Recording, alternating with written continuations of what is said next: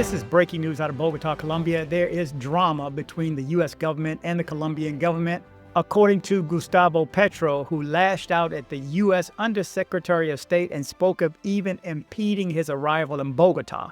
He says he insulted me. Let's get into this story right away. The president of the republic, who did not attend the funeral of assassinated senator and presidential candidate Miguel Uribe Turbay, caused a strong controversy due to the epithets he used to refer to Christopher Landau.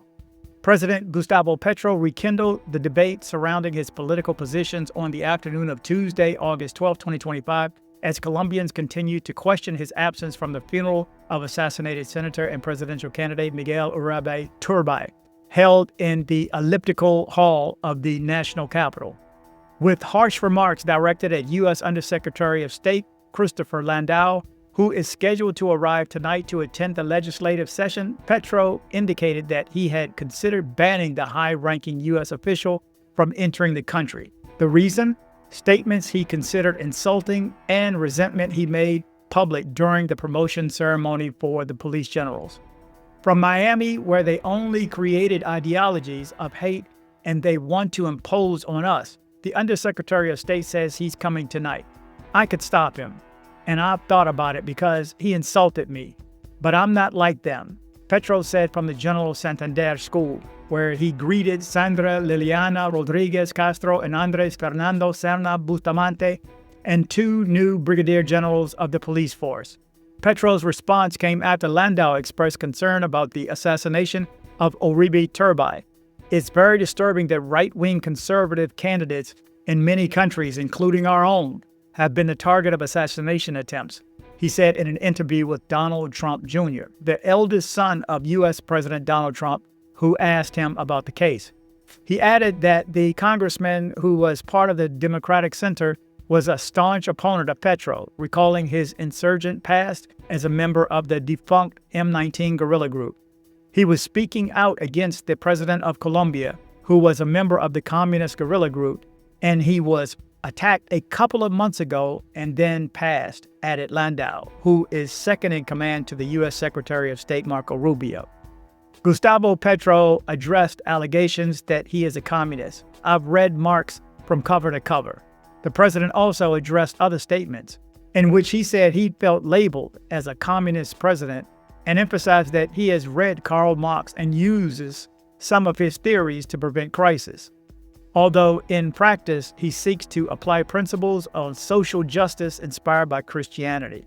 This reference he used to try to positively assess some indicators that speak positively of his administration. I have to confess that I have read Marx cover to cover. I understand him and I use him as a theory, and it has helped me prevent Colombia from falling into an economic depression. But what I've done in practice is no more Munziger-like than following certain theses of Jesus, Petro stated in a speech in which he outlined his position regarding accusations of his political beliefs and how they have harmed the country.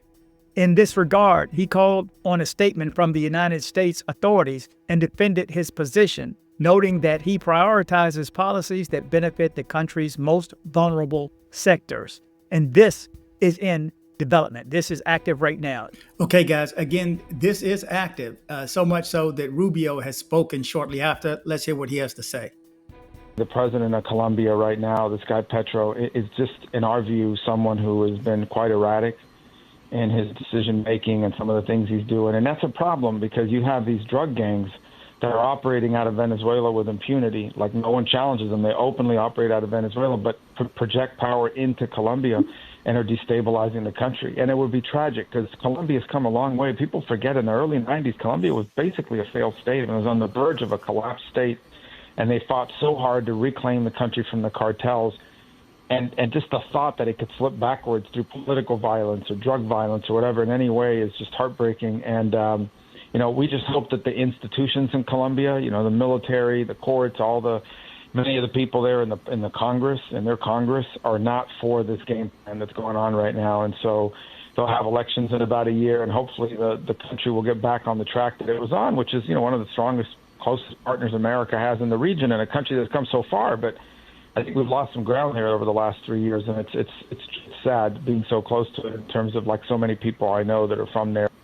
So there you go. This is active. We'll see how this turns out. Who knows what's going to happen throughout the rest of the night. You know the threats are going to come soon, so we will be on top of it. Thank you guys for watching. Remember to travel, but travel safe.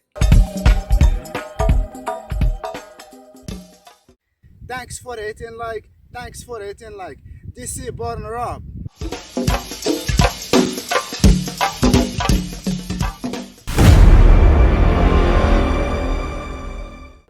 So hey girl, thanks for coming by my place.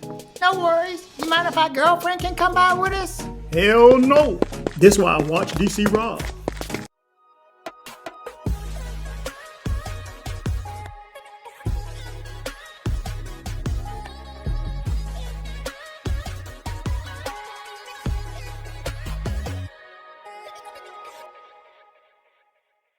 Headed to Medellin, Colombia? See my guy Andres with Nomad Travel for safe airport pickups and drop-offs and tours. Contact information in the description below.